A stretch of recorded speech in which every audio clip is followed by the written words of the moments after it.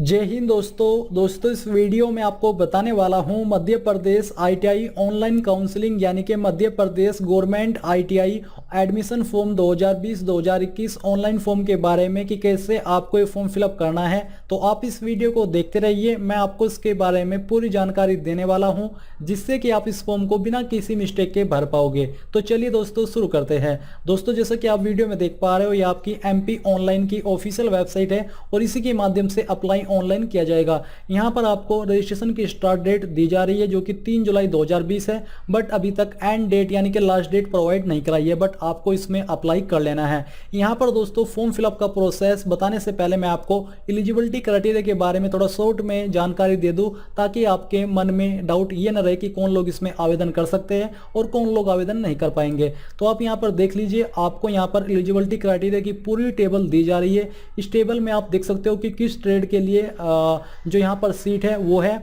और trade code क्या है और उसकी अवधि कितने वर्ष की होने वाली है। इसी के साथ आप यहाँ पर देखोगे कि उस पर आवेदन करने के लिए यहाँ पर 10+2 पाठ्यक्रम के अंतर्गत 10वीं कक्षा उत्तीर्ण यानी कि आपका कम से कम 10वीं पास होना जरूरी, जो कि विज्ञान एवं गणित विषय के साथ होनी चाहिए या फिर उसके बराबर। तो मैं यहाँ से इसको स्क्रॉल कर दे रहा हूँ जिससे कि आपको मालूम हो जाए कि किस किस ट्रेड पर आप लोग इस फॉर्म को भर सकते हो। तो आपने यहाँ से जानकारी चेक कर लिए। अब दोस्तों यहाँ पर आप जो आपका दूसरा ट्रेड है वो भी आप देख लीजिए। मैं यहाँ से दूसरा पीडीएफ भी ओपन कर देता हूँ, इसमें भी कुछ ट्रेड के नाम आपके सामने दिए जा रहे हैं। मैं इसको स्क्रॉल कर दे रहा हूँ ताकि आप वीडियो को पॉज करके ट्रेड के नाम अच्छे से जान ले और उसके लिए कितनी संख्या है वो भी आप यहाँ से देख ले। अब जो आपकी एप्लीकेशन फीस है यहाँ पर ऑनलाइन काउंसलिंग के लिए आपकी 85 रुपये रखी गई है। अब चलिए इसकी ऑफिशियल वेबसाइट पर चलते हैं। यहाँ पर आने पर आपको सबसे पहले रजिस्ट्रेशन के सामने क्लिक हियर का लिंक मिलेगा, आपको इसके ऊपर क्लिक करना है। इसके ऊपर क्लिक करने के बाद यहाँ पर आपके सामने आ जाएगा आवश्यक जानकारी। मैं आपको सभी जानकारी अच्छे से रीड करके एक्सप्लेन करके देने वाला हूँ ताकि आपके मन में कोई भी डाउट इस फॉर्म को भरते समय न रहे। तो यहाँ पर आपको बोला जा रहा है कि माध्यमिक शिक्षा मंडल मध्य प्रदेश के 10वीं कक्षा के उत्तीर्ण ऐसे छात्र जिनका रोल नंबर ऑनलाइन परीक्षा पर ऑनलाइन प्रवेश करने पर डाटा प्रदर्शित नहीं हो रहा है, ऐसे छात्र फॉर्म को नहीं कर आगे बढ़े एवं फॉर्म के द्वितीय चरण में शैक्षणिक विवरण में 10वीं में बोर्ड विश्वविद्यालय संस्थान का नाम व में अन्य चुनकर एमपी भर कर जानकारी अनिवार्य रूप से देवे। तो बेसिकली अब मैं आपको इसको एक्सप्लेन करता हूँ। यहाँ पर आपको नीचे देखने को मिल पा रहा है जानकारी सत्यापन, क्या आप 10वीं एमपी बोर्ड से उत्तीर्ण हैं। तो अगर आप यहाँ पर यस करते हो तो आपको यहाँ पर एक विकल्प देखने को मिलेगा जो कि है आपका 10वीं उत्तीर्ण वर्ष, यानी कि आपने 10वीं इन ईयर में से कौन से ईयर के अंदर पास किया, जो कि आप 2019 तक अगर आपने पास किया आप अप्लाई कर पाओगे, ये आपको चूज करना है। इसी के साथ आपको यहाँ पर अपना रोल नंबर भरना होता है उस ईयर का जिस ईयर में आप पास हुए हो। फिर आपको चेक डिटेल के ऊपर क्लिक करना होता है। इसके ऊपर क्लिक करने के बाद आपकी सभी जानकारी फैच कर ली जाती है, जैसे कि आपका नाम, आपके फादर नेम, आपकी डेट ऑफ बर्थ और जो भी जरूरी जानकारी आपके 10वीं के रिजल्ट के अंतर्गत होती है वही जानकारी यहाँ पर फैच कर ली जाती है और वो आपको कन्फर्म के आगे बढ़ना होता है। तो उसी के लिए इन्होंने यहाँ पर एक स्पेशल लाइन दी है। इसका मतलब ये है कि जिन कैंडिडेट को अपना रोल नंबर याद है और पासिंग ईयर भी याद है, उन्होंने यहाँ पर वो रोल नंबर डाला और चेक डिटेल के ऊपर क्लिक किया, बट उसके बाद भी उनकी डिटेल फैच नहीं की गई, तो उन कैंडिडेट को क्या करना है, उन कैंडिडेट को यहाँ पर क्या आप 10वीं में एमपी बोर्ड से उत्तीर्ण हैं यहाँ पर नहीं करना होगा। अब यहाँ पर दोस्तों हम अप्लाई ऑनलाइन के होम पेज पर आ चुके हैं और फिर से हम यहाँ पर क्लिक हियर के ऊपर क्लिक करते हैं। इसके ऊपर क्लिक करने के बाद अब हम यहाँ से क्या आप 10वीं एमपी बोर्ड से उत्तीर्ण हैं तो यहाँ पर नहीं चूज कर लेते हैं। यहाँ पर नहीं वही कैंडिडेट चूज करे जो कि अपना रोल नंबर और पासिंग ईयर भरने के बाद उनकी जानकारी फैच नहीं की जा रही है, उन्हीं को यहाँ पर नहीं सिलेक्ट करना है। और फिर नहीं सिलेक्ट करने के बाद आपके सामने ये इंटरफेस आ जाएगा। अब चलिए एक एक करके सभी जानकारी मैं आपको बताता हूँ कि कैसे आपको भरनी है। तो यहाँ पर सबसे ऊपर समग्र आईडी दी जा रही है जो कि जरूरी नहीं है, तो ये आपको खाली छोड़ देना है। इसके बाद है आवेदक का नाम अंग्रेजी में, तो आपको यहाँ पर अपना नाम अंग्रेजी के अंदर फिलअप करना है। ये फिलअप करने के बाद आप नीचे देखोगे आवेदक का नाम हिंदी में, तो आपको यहाँ पर अपना नाम हिंदी के अंदर भरना है। तो चलिए मैं यहाँ से इसको हिंदी के अंदर कन्वर्ट कर लेता हूँ और हिंदी के अंदर अपना नाम फिलअप कर देता हूँ। ये फिलअप करने के बाद आपको जानकारी अच्छे से चेक करनी है। फिर आता है आपका यहाँ पर ऑप्शन दिया जा रहा है आवेदक का नाम अंग्रेजी में 10वीं की अंक सूची के अनुसार, यानी कि जो नाम आपने भरा है आपको 10वीं की मार्कशीट के अनुसार होना चाहिए। नीचे आपका पिता, पति या फिर पालक, तो आपको बेसिकली यहाँ पर आपका जो भी इसमें से आप देना चाहते हो वो चूज करना है। तो हमने यहाँ से सिलेक्ट कर लिया है पिता।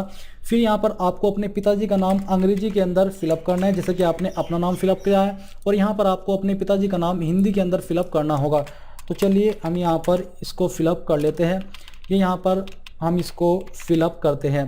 फिलअप करने के बाद आप नीचे यहाँ पर अगला ऑप्शन देखोगे माता का नाम अंग्रेजी में, तो आपको सेम तरीके से यहाँ पर अपनी जो मदर नेम है उसका नाम डालना है, पहले अंग्रेजी के अंदर और इसके बाद हिंदी के अंदर। अब दोस्तों यहाँ पर जैसे ही आप अपनी माताजी का नाम फिलअप कर लोगे तो आपके सामने यहाँ पर डेट ऑफ बर्थ आ जाएगी। मैंने अपनी जानकारी पहले से फिलअप कर ली है ताकि मैं आपको जानकारी अच्छे से एक्सप्लेन कर सकूँ, क्योंकि अगर मैं साथ साथ में जानकारी भरूंगा तो फिर उससे वीडियो का वक्त ज़्यादा हो जाएगा। तो यहाँ पर आपको क्या करना है, आपको कैलेंडर के ऊपर क्लिक करना है।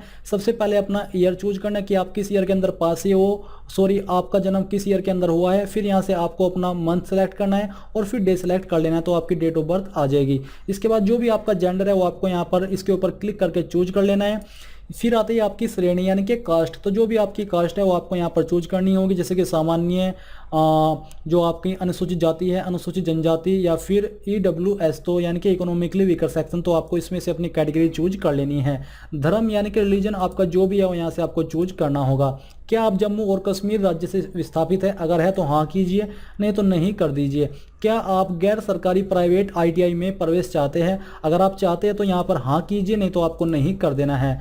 फिर आता है मूल निवास जिले का नाम, यानी कि आप किस जिले के निवासी है, तो आपको यहाँ से अपना जिला चूज कर लेना है। परिवार की वार्षिक आय रुपए में, तो आपको यहाँ पर जो भी आपका सर्टिफिकेट होता है, इनकम सर्टिफिकेट, आपको सर्टिफिकेट के अकॉर्डिंग यहाँ पर अपनी आय रुपए के अंदर भर देनी है। परिवार के स्वामित्व का भूमि का क्षेत्रफल एकड़ में, अगर आपको इसकी जानकारी है तो आप यहाँ पर लिखिए, नहीं तो आपको यहाँ पर नहीं कर देना है, यहाँ पर आपको इसको खाली छोड़ देना है। फिर आते पंजीकृत असंगठित कर्मकार के पुत्र पुत्री की स्थिति में माता पिता का असंगठित कर्मकार का पंजीयन क्रमांक, अगर आपके पास इसकी जानकारी है तो आपको यहाँ पर देनी होगी, नहीं तो आपको यहाँ पर ये वाला ऑप्शन भी खाली छोड़ देना है, आपको कोई भी प्रॉब्लम नहीं आएगी। फिर यहाँ पर दोस्तों आपके सामने आएगा क्या आप छात्रावास में रहना चाहेंगे, यानी कि क्या आप हॉस्टल में रहना चाहते हैं। अगर आप चाहते हैं तो आपको यहाँ पर उसकी जानकारी भरनी होगी, इसको मैं बाद में सिलेक्ट करता हूँ, पहले मैं आपको यहाँ पर बताता हूँ। तो आपको हाँ ना के अंदर जवाब देना होगा। क्या आप मध्य प्रदेश के मूल निवासी हैं, अगर है तो हाँ कीजिए, नहीं तो आप यहाँ पर नहीं कर सकते हैं। फिर आता है क्या आप IMC यानी कि इंस्टीट्यूट मैनेजमेंट कमेटी स्कीम के तहत प्रवेश के इच्छुक है।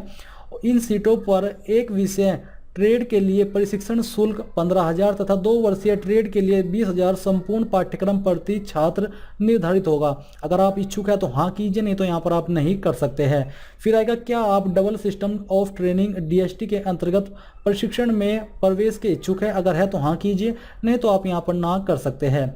फिर आएगा आपका वर्ग, तो यहाँ पर अगर आप इनमें से किसी स्पेशल कैटेगरी से बिलोंग करते हैं तो आपको उसके ऊपर टिक करना है, नहीं तो आपको खाली छोड़ देना है। विशेष श्रेणी आपको यहाँ पर अलग से दी जा रही है, अगर आप इनमें से किसी एक से बिलोंग करते हैं, जैसे कि भोपाल गैस पीड़ित, वामपंथ प्रभावित क्षेत्र, बाढ़ विस्थापित, अगर हो तो टिक कर दीजिए, नहीं तो इसको अनटिक ही रहने दीजिए। शैक्षणिक विवरण यानी कि क्वालिफिकेशन की जानकारी, तो सबसे पहले 10वीं की जानकारी भरनी है, जिसमें कि आपको विषय के अंदर चूज करना है कि आपने 10वीं बिना विज्ञान एवं गणित विषय के साथ की है या फिर विज्ञान एवं गणित विषय के साथ की है। तो यहाँ से हमने नीचे वाला ऑप्शन चूज कर लिया है। इसके बाद आपको अपना बोर्ड सेलेक्ट करना है, CBSE बोर्ड से, MP बोर्ड से या फिर अन्य से।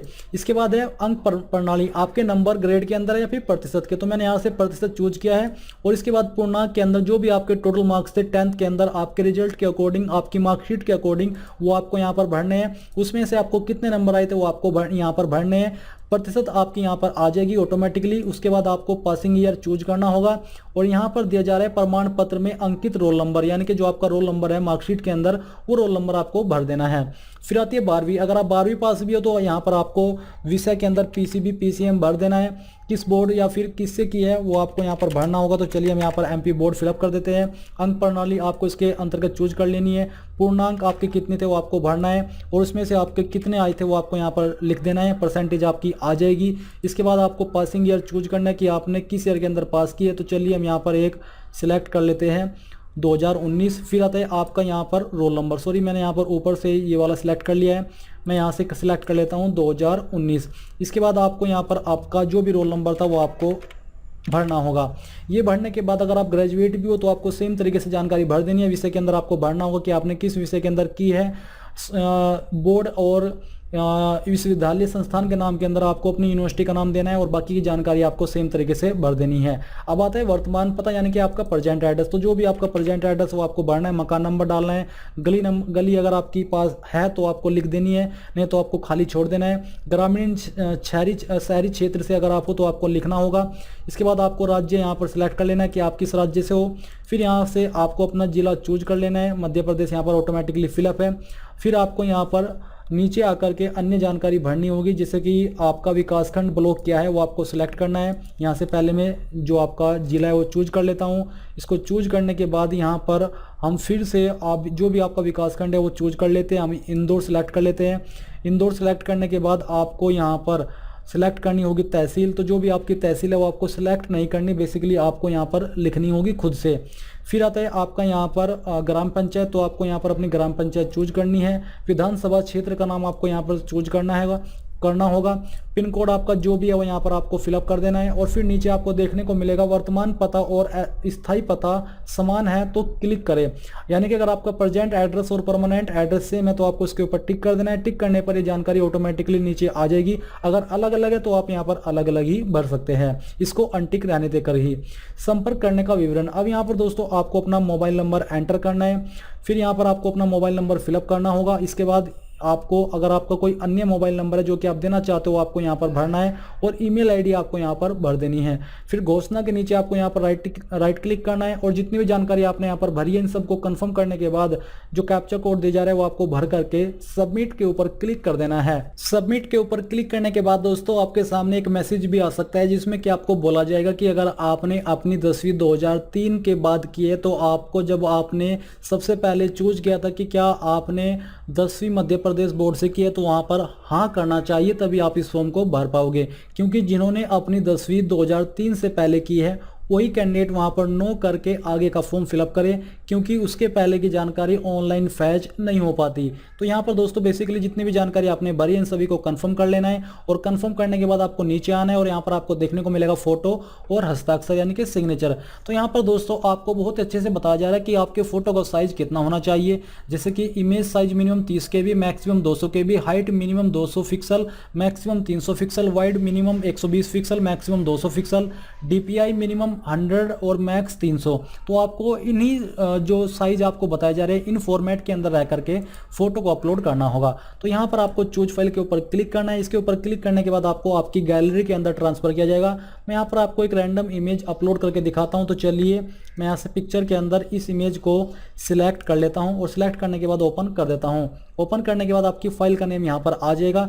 फिर नीचे सिग्नेचर, तो आपको यहाँ पर चूज फाइल के ऊपर क्लिक करना है और जहाँ पर भी आपका सिग्नेचर है वो आपको सिलेक्ट करना है, उसको ओपन कर लेना है। ओपन करने के बाद अब यहाँ पर आपको अच्छे से कंफर्म करके कंटिन्यू के ऊपर क्लिक कर देना है। कंटिन्यू के ऊपर क्लिक करने के बाद दोस्तों आपके सामने पूरे फॉर्म का प्रीव्यू आ जाएगा, जहां पर आप यहां पर फोटो और सिग्नेचर भी अपडेट देख पाओगे। अभी मैं आगे का प्रोसेस इसलिए नहीं कैरी कर पा रहा हूं क्योंकि इस वेबसाइट के अंदर अभी कोई टेक्निकल एरर आ रहा है, जिसकी वजह से मैं आगे नहीं बढ़ पा रहा हूं। बट मैं आपको बता दूं कि इसके बाद सिर्फ 2 स्टेप है। एक स्टेप आपका ये कि आपको अपना इमेज और फोटो और अन्य जानकारी कंफर्म करनी है, और दूसरा स्टेप आपको उसी में नीचे आपको एप्लीकेशन फीस का अमाउंट देखने को मिलेगा और फिर आपको प्रोसीड टू पेमेंट के ऊपर क्लिक करना है। उसके ऊपर क्लिक करने के बाद आप पेमेंट के पेज पर चले जाओगे और वहां पर आप जिस भी माध्यम से अपनी एप्लीकेशन फीस जमा करना चाहते हो कर सकते हो, चाहे वो नेट बैंकिंग हो, डेबिट कार्ड हो, क्रेडिट कार्ड हो या अन्य कोई ऑनलाइन मोड हो फीस जमा करने का। तो यहाँ पर अगर आपके सामने आगे 2 स्टेप के अंदर कोई भी प्रॉब्लम आ रही है तो आप मुझे कमेंट करके पूछ सकते हो। मैं जितनी ज़्यादा जल्दी हो सकती है अपनी तरफ से वो करके आपको उस कमेंट का रिप्लाई करूंगा, ताकि आपका फॉर्म बिना किसी मिस्टेक के भर पाए और जो भी आपका डाउट है फॉर्म को लेकर के या फिर अन्य किसी जानकारी को लेकर के वो क्लियर हो जाए। तो दोस्तों ये थी आपकी MP ITI ऑनलाइन काउंसलिंग यानी कि एडमिशन फॉर्म 2020-2021 ऑनलाइन फॉर्म के बारे में। आई होप ये जानकारी आपको पसंद आई होगी। अगर आई है तो प्लीज़ उस वीडियो को लाइक, शेयर और साथ ही साथ आपके अपने YouTube चैनल ज्ञानदेव होस्ट को सब्सक्राइब कर ले और सब्सक्राइब करने के बाद बेल के आइकन को दबा दे ताकि आपको आगे आने वाली वीडियोस के नोटिफिकेशन सबसे पहले मिल पाए। जय हिंद दोस्तों।